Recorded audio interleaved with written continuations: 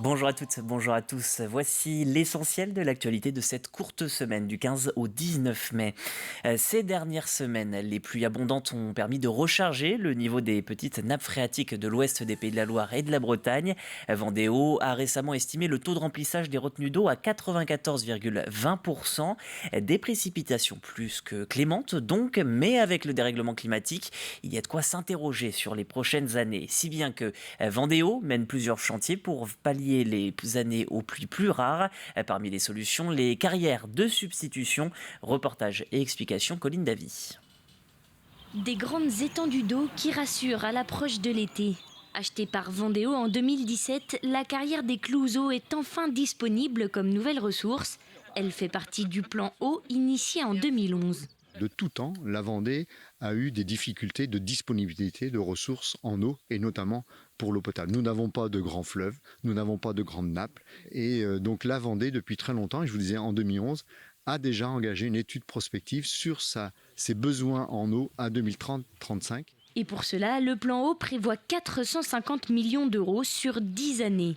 Parmi les multiples solutions, l'utilisation de ces carrières. Le principe, c'est qu'on va la remplir lorsque les conditions météo et hydrologiques nous le permettent, donc généralement en hiver et au printemps. Une fois pleine, j'appelle de mes voeux qu'elle ne soit pas utilisée, c'est un petit peu le principe, hein. Mais lorsqu'il y a un besoin, comme ça s'est produit l'été dernier, l'été 2022, on peut réutiliser cette eau dans l'autre sens. Cette carrière, d'une capacité de 2,7 millions de mètres cubes, permet en effet de fournir environ 80 000 foyers en cas de besoin.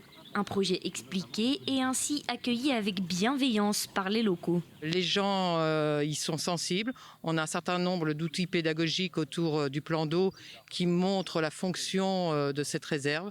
Et je pense que tous les Cluseliens connaissent exactement l'utilité de ce lieu. La Vendée en compte actuellement 3 et ce n'est pas la seule option.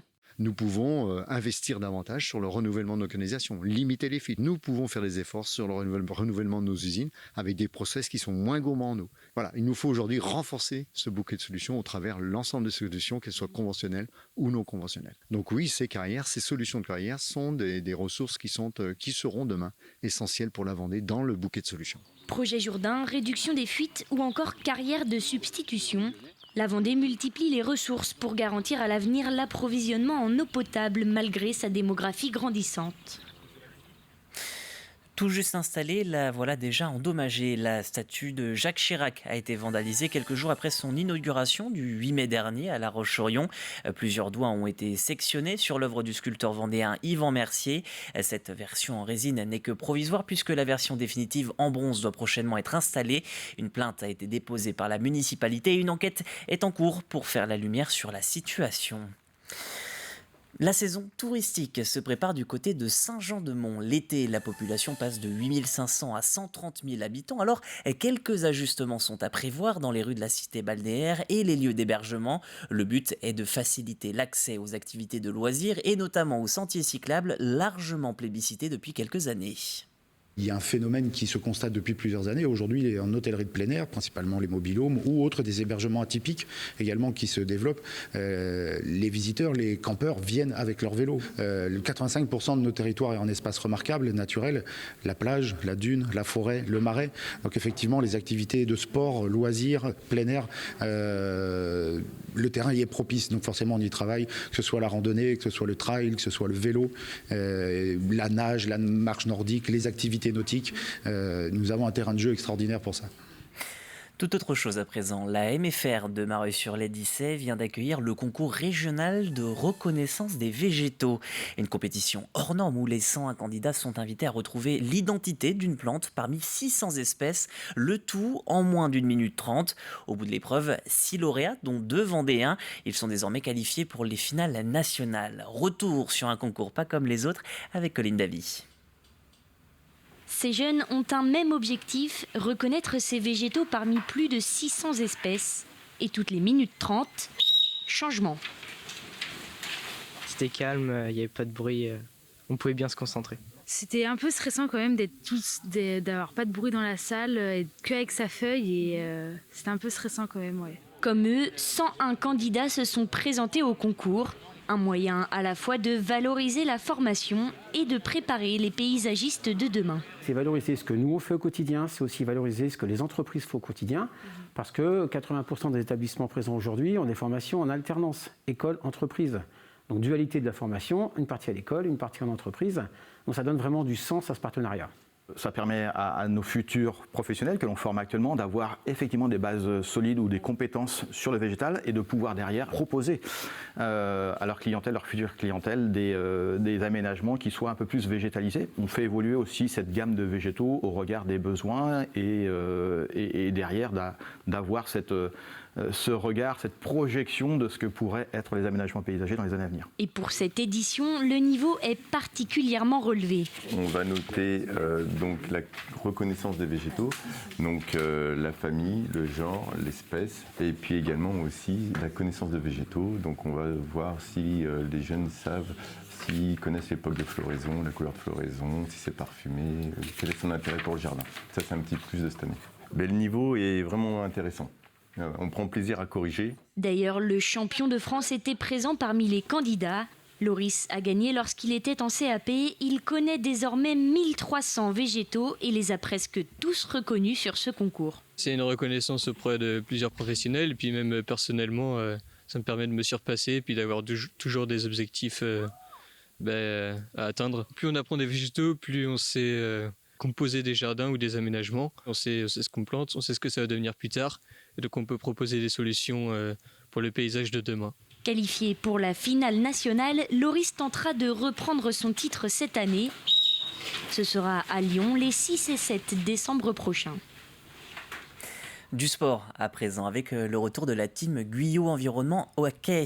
L'IMOCA de Benjamin Dutreux a dématé lors de The Ocean Race pour des raisons encore inconnues. Après être arrivé à Halifax au Canada, le navire vient d'être chargé sur un cargo pour revenir en Europe, à laquelle les équipes ont procédé à un diagnostic sans toutefois toujours trouver la cause de cet accident.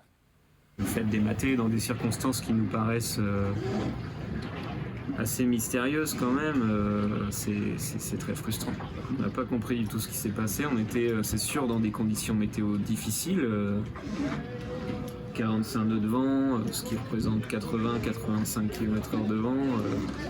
Une mer assez difficile, mais les bateaux sont conçus pour ça. Et c'est un moment où nous, on était dans une configuration où on avait réduit la grand voile au maximum, où il n'y avait pas de voile devant, où la vitesse du bateau était clairement réduite. Donc c'est des conditions qui, normalement, un dématage n'est pas possible. Images et propos envoyés par Julie Sicot, journaliste sur place. L'équipe de Benjamin Dutreux compte désormais réparer et a bon espoir de participer à la 6e étape de The Ocean Race. Sur les parquets vendéens à présent, le comité départemental de basket fête ses 60 ans. Pour l'occasion, les basketteurs investissent jusqu'à la fin de cette semaine le Vendespace. Ce jeudi, par exemple, 1100 enfants se sont réunis pour participer aux 400 matchs prévus ce jour-là. Outre le jeu, des démonstrations de basket acrobatique et des initiations à l'arbitrage ont été proposées. Samedi et dimanche, le comité a programmé les finales des coupes et challenges de Vendée. Aujourd'hui, le basket vendéen se porte très bien. On est à 12 300 licenciés. On progresse de plus de 10% depuis la saison dernière. On a 75 clubs qui font un travail formidable avec beaucoup de travail de qualité, avec beaucoup de clubs labellisés. Les missions du comité départemental, elles sont de 2 ordres donnés par la fédération. Elles sont d'abord détecter les grands talents, un maximum de talents pour alimenter nos équipes de France. Puis la deuxième mission, c'est naturellement d'organiser tous les championnats départementaux, quelque niveau que ce soit, de U11 à senior. Culture à présent avec les premiers concerts de Facessi. Septembre est bien sûr encore loin, mais depuis quelques années, le festival propose des concerts avec les artistes directement dans les établissements scolaires. Un moyen de proposer des spectacles culturels aux plus jeunes directement à l'école. Cette semaine, c'est le groupe Feels Monkey qui s'est prêté au jeu face aux écoliers de Mouilleron-le-Captif. Agathe Poulet.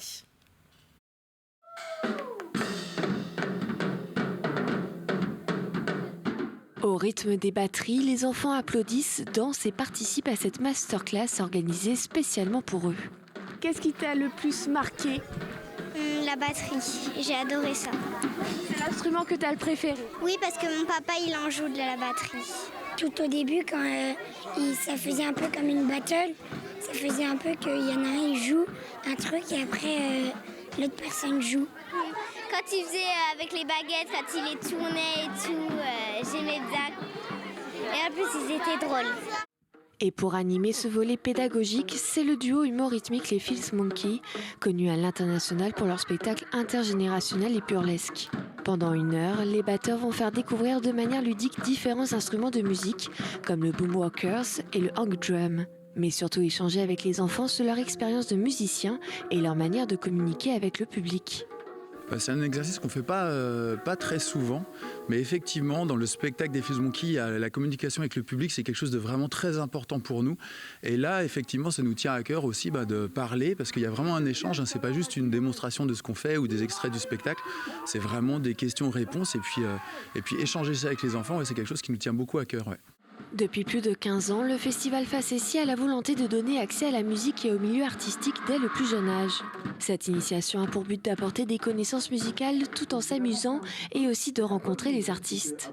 La difficulté, c'est de pouvoir disposer des artistes car leurs calendriers sont chargés, mais on remarque qu'il y a toujours l'intérêt pour les artistes aussi de pouvoir être en face des enfants, se proposer et puis faire découvrir leur métier. Et puis on profite de l'instant présent pour découvrir des sonorités aussi, des nouvelles musiques, des sonorités. C'est ça qui est super.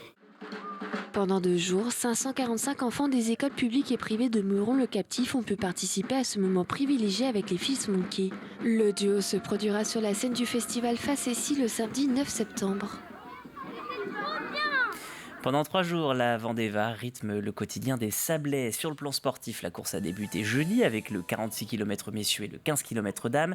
27 équipes au départ, dont 7 féminines. La course est l'une des étapes pour se qualifier pour les championnats de France. Un 26 km attendaient les participants ce vendredi avant une dernière épreuve physique le samedi. Côté spectateurs, les pieds dans le sable, de nombreuses animations seront proposées pour mettre en avant la culture polynésienne. Je pense que la Vendée-Va est devenue une fête locale grâce au village, grâce à tout ce qui se passe. Et puis, je dirais, il y a l'ambiance. Dans cette morosité, ça fait du bien. On a le soleil, on a nos Polynésiens qui nous font rêver. Qu'est-ce que vous voulez tous? Vous allez assister au départ, mais avant le départ, nous allons avoir, chose importante, c'est la prière. La prière avec un haka. Ça, ce sont des choses incontournables. Vous allez voir, c'est de l'émotion. Et le rôle que l'on a avec mon organisation, c'est que cette culture, ces valeurs polynésiennes soient mises en avant. Direction à présent Sainte-Flève-des-Loups. Du 19 au 21 mai, l'association Mémoire Vivante propose un nouveau rassemblement pour se remémorer les événements de la Seconde Guerre mondiale. Au programme de la musique, des expositions, des témoignages d'habitants de l'époque, mais également des reconstitutions. Ces festivités viennent aussi commémorer le 80e anniversaire des parachutages d'armes ayant servi à délivrer le département. Il faut savoir que derrière les unités combattantes, on a tout un personnel qui ne combat pas et qui est là pour améliorer l'ordinaire du soldat, donc lui monter ses tentes, lui monter ses lits, lui fournir de quoi se nourrir, lui remonter le moral, notamment le rôle de l'aumônier. Ici, on a une aumônerie qui est reconstituée. Le courrier, très important, le lien avec les familles, les loisirs, aussi bien les sports collectifs que ici des jeux de société, des tabacs, de l'alcool. Le soldat va utiliser beaucoup de moyens pour essayer d'échapper au quotidien qu'il vit. Et à noter dans les reconstitutions prévues, un parachutage d'armes comme à l'époque. C'est ainsi que s'achève cet hebdo. Merci de l'avoir suivi. L'information revient dès lundi, 7h du matin. Vous retrouverez Caroline Tronche pour la matinale. Le reste de l'information, vous le retrouverez à 12h30 avec Diane Delangle. Belle journée et à la semaine prochaine pour de nouvelles actualités sur TV Vendée.